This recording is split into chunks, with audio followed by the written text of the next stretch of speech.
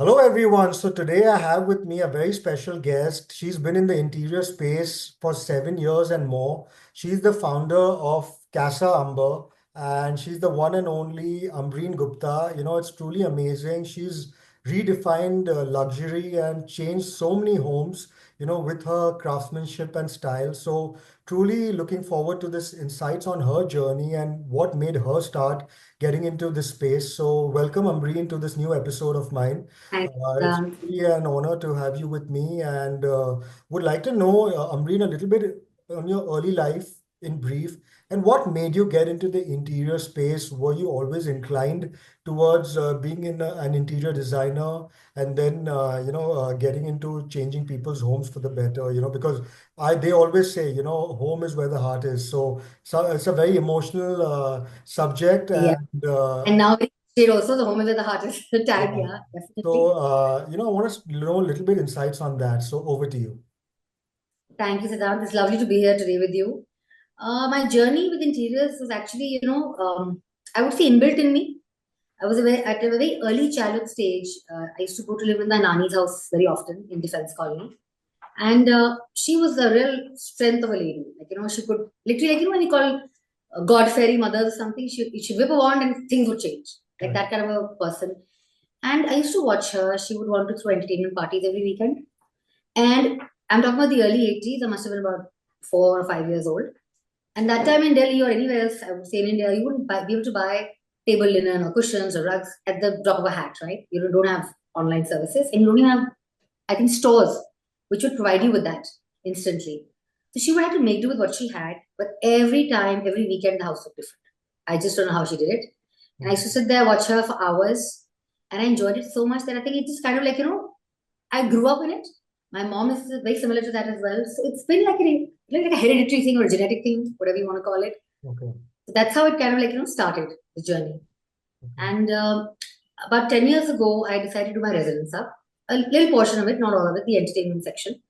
Drawing, dining, the powderoo was kind of the entry. I hired professionals for it and they were very good at it. They manufactured everything. They produced everything because this was 10 years ago. I still hadn't started my journey into the business. Okay. But I realized over the 6, 8 months that I worked with them on the work, the layouts I changed myself eventually. I added in so much of my own, inputs, Mm. be it from the choice of the wallpaper or even suggesting to it. So a lot of stuff I actually brought into it myself. So when I look at it now, I said, oh my God, I literally chose everything. Yes, the manufacturing was 100% theirs. They were great at it. But eventually it was a piece of my heart. And that's when I knew that, this is where I want to be. Well, it's truly inspiring, and it's not easy to start something on your own. It's always a task, I can understand because even I have about 4 to 5 startups which I started and it's not always been an easy sale. It But never is. so my next question to you would be, Hunky side of it. the next question would be, when people come to your store, how do you help them decide what is the right kind of furniture or, in terms of designing their house, how do you play a role? What is the X factor about Casa Ember, which is so prominent that people keep coming to you, over and over again? So, Siddhant, first and foremost, I always tell anybody who wants to come on board, the first thing I always tell them to do is come and visit the center. Okay, because it's a completely touch and feel factor here. We work on all parameters in all kind of raw materials, be it wood, be it wicker, be it leather, fabric, resin, on and bone. Everything can be constructed. We even do turnkey projects now. Okay. But my first thing to them always is please come visit us. See if you like our furniture. See if you like our finish. Yeah. Because then it only makes sense for you to even think about coming on board. If you don't like the work, then there's no point even getting into it. Yeah. After that, I go visit them. I need to go see the space that I have to work on. I need to see the purpose is behind it and the functionality they're looking for Yeah. and who's going to be using it. And post that, I actually have a questionnaire. It's a contract questionnaire which only asks their preferences. Okay. Because once I know that, it takes me much lesser time to waste, to keep showing them things. Yeah. And also with Casa, I have been a very private person and I like a lot of exclusive things. I wouldn't want to buy something that I'll probably find in even 10 other houses in Delhi. Forget the 10,000 who carry it. Yeah. So every piece of furniture I make, I will never replicate it. There'll be a Yeah. different tweak to it, 100%. Could be color, could be the design, could be the legs, could be anything. Yeah. Whatever works for the other person. Right. So you'll never find the identical lamp, the identical dining table, or even the identical sofa for that matter, anywhere else. Mhm. Your house will be your vibe, your decision, and basically your ethos. Yeah. So you'll never go like, you go to somebody's house, okay, horn and burn here also, there also, somebody who's made it. And also with my journey, I feel that a house is not should not be a stamp of the designer who's done it. It should be a stamp of the person who's living in it. Right. So if I walk into your home and if I can say that XYZ designer did it, Mhm. then that's not fun. It Yeah. should be like, oh wow, this is your space. Yeah. This is built by your ideas. That's the whole point behind it. What you said is totally That's very, correct. I think, yeah, what you said is so true. It should have the personality of you in that very house, important. to make it more personal and you feel like coming back all the time to the You house. should be loving it every time you step into it. Yeah, true. And it should not go away within the first 1 year. Yeah, I come back to my home, it's been 10 years. I love it every day I see it. right. Because it's me. Yeah. So, And you so, will keep revamping. You'll change the cushions in a while, you might reupholster. So those things keep coming in the vibe. yeah, But the total outlook has to be very you. yeah. Also, where do I see your vision forward? What are the certain targets or goals that you've set for yourself? Probably if I see Ambereen 5 or 10 years down the line, where do I see her? What is that you still want to achieve? A little There's bit on that. much. I started at 42, started very late working. Okay. Yeah. I've been very lucky that way. I have two awesome cheerleaders, apart from the staff who works with me, my husband and my son. So no Okay. matter what I think of, even if it's crazy and random, they'll be like, yeah, yeah, go for it, try it out. Right. They never say, no, no, don't do this, you'll mind. What are you thinking? I want people when they think about luxury bespoke, when it's only bespoke, they should only think of Ambereen. Right. Okay, the mind should be Ambereen who does Casa Amber. Because Casa Amber is part of me. I envisioned it, I developed it, it carries my name. Right. So that's something I wanted ingrained in people. Okay, people who want that kind of bespoke furniture, bespoke vibe, or bespoke homes rather. We even bring it down to the accessories. Anything I make, for example, in a tray, which is designed by me, I don't do more than 10 pieces. You won't find 11th in anywhere globally if it's going also. Okay. So tier one cities definitely. In the next 5 years, I would love to have a store everywhere. I have a center in Gurgaon, which I built last year after being in a couple other places.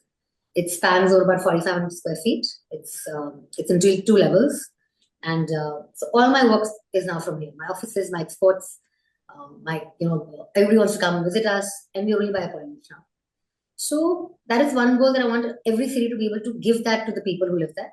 That kind of expanse is very important because we're an interior brand. Okay. If I can't showcase 7, 8 different types of textures of walls to you at a center, then you will never understand what I'm trying to explain to you. Yeah. So that's something I've tried to create here, apart from the different models of furniture and spaces we've done. We're already exporting now. We export to Dubai and to some countries in Europe. So internationally, I want that to grow globally again. I want to be able to walk into probably like a remote place in, I would say, Saint Tropez and say, wow, that's my tray right there. That's the kind of stuff I'm looking for, and hopefully it'll happen. Okay. Great. That's it. You've probably touched so many hearts with the lovely designs in their homes that you do for them. Is there a particular customer or a client you remember which you have a very fond memory, who is, whose home you styled? Would you like to share some incident or some memory on that? So, I have a rule, and it's like a red flag in my mind. When I go to meet somebody, and if I'm discussing something and a lot of it is no, or if I'm doing something and they don't kind of like value my effort or my time, it's a red flag. I don't want to even get into the partnership. Okay. I usually back away. But for me, it doesn't matter whether you bought something from me or not, or if you designed something for you or not. For me, it's the clients who just keep coming back to meet me and say hi. Right. Even if they picked up a cushion. And I have one such client like this. We celebrated our second anniversary last Saturday. Okay. And we were only all staff members. He was the only client who's been with me for 4 years who was invited. Oh, wow. He's a gentleman who lives in Delhi. He's a 65-year-old man. Amazing person. And he only comes to me to eat samosas and have chai. Okay. Those kind of dates. Right. But honestly, there is no client who's more favorite or less favorite. Each client has an ethos and a vibe in their mind. A lot of clients are difficult, a lot are very easy to work with, but that's okay. They're people. They're difficult people and easy people to work with. Right. So I won't say anybody's a favorite or not because each one has been special to me in my journey. I've always learned something from that house or that even room or one sofa that I've done. So I've taken back some learning from it. It could have been, a flaw that I might have done, or it could have been something so great I did, which never got appreciated. So all sorts of people walk your life and come and say hi to you. So they're all good here. Okay, so I want to also talk about women empowerment. In today's time, it's very important, giving the wings to especially women entrepreneurs who don't have an access, probably, who want to get into your space. They want to learn, Correct. what are the kind of attributes or what are the kind of suggestions would you give, being such a successful entrepreneur yourself? What are the ways they can come out, and explore your trade and, make it better. You're doing so many things with sustainability also, so what would you say to that? So, Siddhant, in my case, I was very lucky. Like I said, I had two very solid people, believing in me. So, for me, confidence is the key. No matter, and also, it's very important that the trade you're in, you should know what you're talking about. Right, You shouldn't fly out, silly connotations or things, because what happens is, if you're not sure about what you're presenting, you're eventually going to fall in your face. right, So, best to stick to what you're good at. Keep learning as you grow because times are evolving so quickly. Today, there's some new technology. 1 week later, something new will come up, and you're already left behind. So I feel you must keep learning. You must go out and venture, speak your mind, be confident about what you believe in. Don't let somebody else tell you any better. right, I mean, if you're wrong, then please accept if you're wrong and go ahead with that as well. And also, I feel no longer is the society very male dominated, to be very honest. In fact, the father who designed was an American actress called Elise, and the mother who designed was a lady called Candice Wheeler. And Candice Wheeler started her work in 1879. So okay, women have been in the interior business for ages. The top interior designer today in India is Sunita Kohli. She's a lady. mm, The most highest paid interior designer globally is Kelly Riesler. So women are everywhere in the work. mm, Always just trust yourself. Never back down from accepting your mistakes. If it doesn't make you small, you'll actually learn something from it. And where you make it, the other person will respect you for it. right, And just be confident and you got it straight here. Nothing right. will stop you. So tell me also, when you start anything, there are a lot of challenges and obstacles. It's not always a smooth ride. Even I'm sure when you Wish- started, I'm sure even when you started your journey with Casa Amber also, there were a lot of, it can be any kind of problems. It can be recruitment, it can be the right kind of uh, furniture, it can be the kind of things which you want to probably style. It's not happening that way. So there must be so many problems. So how do you overcome challenges, with a positive attitude? What is that on that? Luckily, I've always been a very optimistic person. It takes a lot to really bring me down, to be honest. And I'm always looking at silver lining. And I Okay. also very strongly believe that whatever happens, happens for a reason. It's meant to happen to you. If there is a flaw or a failure which comes your way, it's come for a reason. So don't get bogged down by it. Rise above it. You will achieve it the next time around. A very difficult, task that I had up front when I started was, finding the right skill set of people to do what I wanted to do. Yeah. Because I'm a very keen eye for detail. I'm very, very particular. I cannot even take a stitch here and there out of place because Yeah. that will bother me. Mhm. And if I don't like it, I can't sell it. Right. If I won't buy it myself, I'm definitely not selling it to you. Right. So that's my ethos. If I love it, I will go ahead and make it and sell it. So the right kind of people, finding them was a real task because I must have gone through how many posters, Mhm. polishers, carpenters to find the right set of people who I can trust because my eye should be their eye. Right. If I'm not there to look at that piece, they should be able to tell me that, ma'am, this is what the problem is. This is where you will pick it up, but Right. it's sorted over. So that's very important, I feel. The right backend staff, So I'll tell you a very interesting thing happened with me. Last year I was traveling.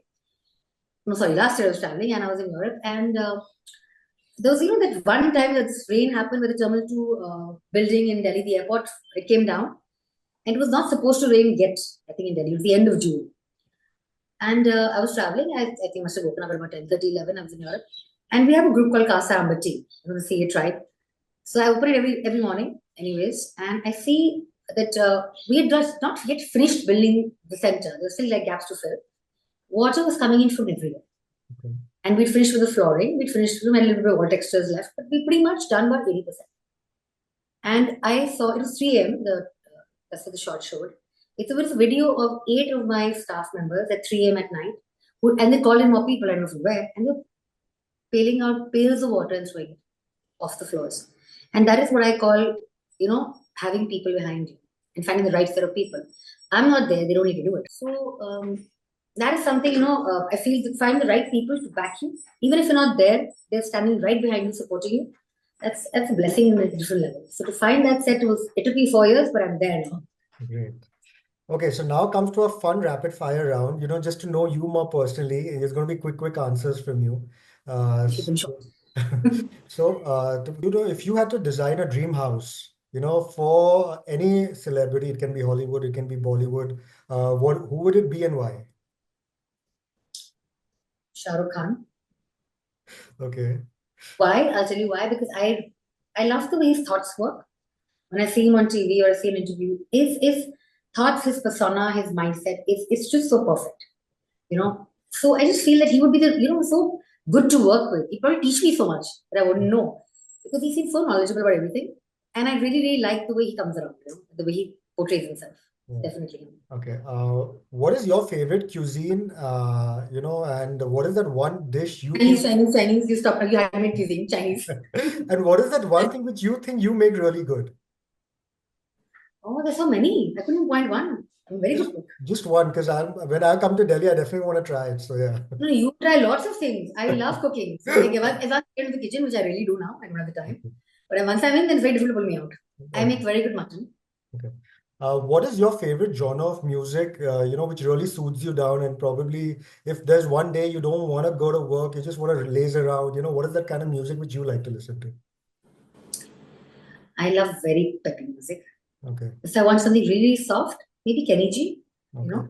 But I mean, it rarely happens. I like stuff which I love to, if I'm feeling a little low or if I'm alone and I want to hear something good and peppy, I love to listen to, lately my favorite is I Adore You by Hugo. Okay. I like Espresso by Sarah Carpenter, all poppy numbers. Right. But my favorites would be Amitabh Bachchan's 80s and 90s. Okay. That really gets me So you're more in the into mood. the old school. Yeah. Yeah. I grew up watching Bachchan, yeah, what do you Yeah. expect? You see Hollywood stars, but Yeah. you still, your heart is set in the Bollywood. Ambereen, I want to know what is your current favorite read, which you're currently reading, and probably it can be all-time favorite also. Would you like to mention that? So I'm reading something called I Am My Brand. It's by this lady called Ruby Springer. She is also basically a teacher, an entrepreneur again, and she teaches you how you should actually go about building a brand. It's a lot of people start a business, but they don't know how to actually bring the brand promise forward. Yeah. So in this, I've learned a lot of things which I probably would not have done, and I'm still currently reading it. I haven't finished it, so I hope there's a lot more to learn from it as well. But it's a good book to read. So anybody starting a business or a startup should definitely pick it up. Lovely. Also, I'm sure that, there must be a lot of interior designers that you look up to. It can be international, it can be national. So, who would what are your current favorites, and, who do you truly admire and why? Ralph Lauren Home. I think his aesthetic I have not seen in any other designer. They're all great, but when I see his work, it's just something which just vibes in my mind. He brings classic, traditional fun because all the colors that he does as well. Plus a lot of raw material into his work. You see the wood, you see the polish, you see such glossy, ethnically and culturally stable, timeless pieces. I feel, Right. it's all pure sophistication, and you can see by far a mile that this is Ralph. And like I said earlier, that I don't like the stamp of designers, but I think his stuff is outstanding. Right. No matter where I travel, if there's one store of his, I will go buy something different for myself. Also, I just want to know, just from my personal knowledge, have you ever done like an interior designing course? Have you studied Yes, interior designing course? I education. Yeah. Okay. After college, in 2000 the only people who taught interior designing was Jensen and Nicholson, the Okay. painters, the paint company. Right. So they had a 2-year course which I did alongside my college education, graduation, and when I finished the course, I got married and I became a kindergarten teacher. Okay. Which is even funny, huh? So I used to teach the kindergarten kids. Right. I think for about 3 or 4 years, and I started working with Jimbaroo and Canva kids. Okay. It was fun. I'm very fond of children, so I enjoyed it. Lovely. What is, according to you, the difference between the millennials and Gen Zs of today? The Gen Zs are running forward at a super fast pace. I think they seem to know. I think they're born with a tech brain. I don't know how it happens, but they can handle even children. Probably at the age of 3 or 4, you give them they have iPads. They can just maneuver their way around, which I probably still find difficult to find. Yeah. I I just think that they're like the robotic kids probably in your near future. They're like that. Attention span is very, very, very less.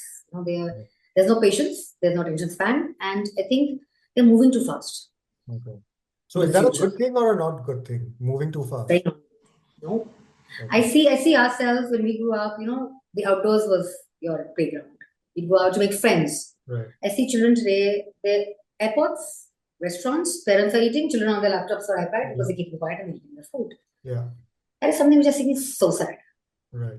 In fact, I tell my son sometimes when we land in a new destination and we're in the taxi going to the hotel, and he's like on his phone, I said, listen, look around. We're in a new space. Yeah. We've never been to this country before. Look at the topography, look at the ocean. Let me look around. We'll never see it again, probably. They don't come back. So I Mm. feel children lack that, that adventure spirit now that we all had. We would make up things to do. Yeah. Like, let's not do summer vacations. Let's do theater. Let's all of a Yeah. second act a play. Children have no adventure spirit left anymore, I feel. What you said is so correctly true because I'm a father of two daughters. I have two daughters.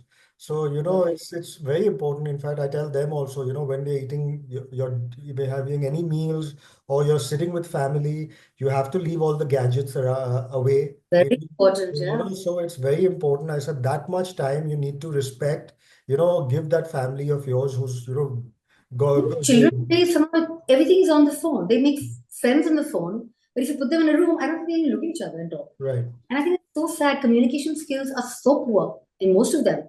I go to homes, the children will be roaming around on their phone. They won't stop and say hello, RJ, or like Yeah. there's no conversational skills happening No, anymore. and I think And I at feel that that time, I think the difference also, like when we grew up, we were told by our parents, I mean, we had no choice.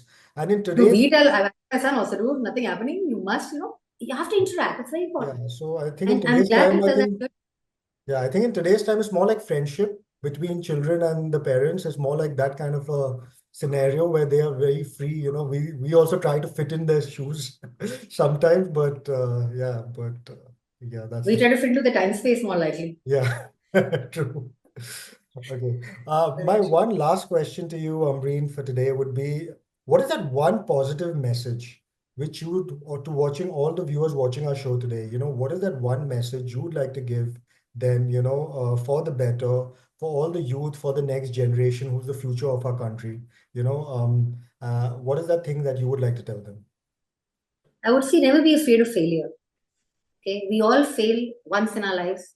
Some fail even more than that, and I think it's okay. If you don't fail, you won't realize the value of when you actually achieve something. Right. So it's very important to struggle in life. Unfortunately, I see a lot of children around us now. We all come from good backgrounds, good families. They don't need to struggle for anything. Everything's handed to them on a platter. So when actually they grow older and they just want to do something, the failure is what they normally can't take. So I Yeah. feel it's very important for children to struggle to get what they want because then they'll value it and they'll work even harder for it. Yeah, and I And think that I think makes them a better human being as well. Yeah, and I think what you said is totally correct. I think even patience is very important. I think people in the kids today don't have much patience. I think the patience is something which is lacking. And what you rightly said, unless you don't fail, you'll not know what success is. So Yeah. the And how will life, you appreciate and love it? yeah, so that's what I'm saying. I'm sure, like, there in your journey also, there must have been a lot of goof ups, with clients, A with lot of goof ups when you don't have the right contracts in place. You do Yeah, goof up. so exactly, and with your positivity and the never giving up attitude made you come where you are today. So that is very important in terms of I think understanding and believing in yourself. It's all about believing in yourself. Just Siddhant, but also it's very important that when you're trying to do something good, the people around you also have to support you. If you don't have your family supporting you, or whether it's family or friends or whoever that you're with, their support also is what helps you get over the failure and get back on your feet. Right. You can't do it all by yourself. None of us are islands, so we all work in tandem together. And I think having that support system near you makes a lot of difference. So a lot of parents, I feel, when children are doing something, it doesn't work out, doesn't matter. They're trying to struggle, grades are not okay, doesn't matter. It's not the end of the world. Just be there for them, support them, so that they learn to move higher in life. And also, and I've noticed that a lot of things in today's time, people have a lot of things inside them which they don't voice out. So I think voicing out is also very important, because if you don't voice out, it can be to your family, to even a stranger you might not I know. think You up inside, Yeah, it'll queue firstly. up inside and it gets you into different like diseases or depression, or there's so many So problems. people say that disease like cancer or inbuilt depression that you haven't Yeah, like let out or you don't. And I also feel it's very important to do something for yourself in terms of me time. Like yeah, it could be just reading a book. Like I like to work actually at night, and I yeah. I get a lot of flack for it because I Okay, sleep late. But that is my creative time. It might be just 1 hour or two or three, doesn't matter. It's not like I'm doing 20 things. Might be just designing a table. But that is the time when I feel that this is me, this is my time, and that's when you detox. So it's right, very important to actually be able to do all those things and let out your frustrations, your anger, or even your voice, anything. right. So, thank you so much, Amreen. That comes to the end of the episode. It was such a Thank lovely time chatting with you. This candid chat was really special. I'm really you so much. looking forward. I'm really looking forward to coming to Delhi, to explore your creativity center. And You come, please. I believe she lives in Delhi, so you're gonna pop in yeah, with her. yeah. So I'm definitely gonna next time when I'm in Delhi, I'm gonna definitely hit you up and Lovely. definitely come down to your store. And I truly And you wish tell you me to all the host you very then. best. I want to wish you all the very best. Keep shining, keep smiling, and all the best for all your future endeavors. So, look forward to seeing you on the other side really soon. And Thank you so much. until Thank you. then, wishing you lots and lots of more clients. Keep beautifying houses, and look forward to seeing you soon. Thank you. Bye Thank you. bye. Bye.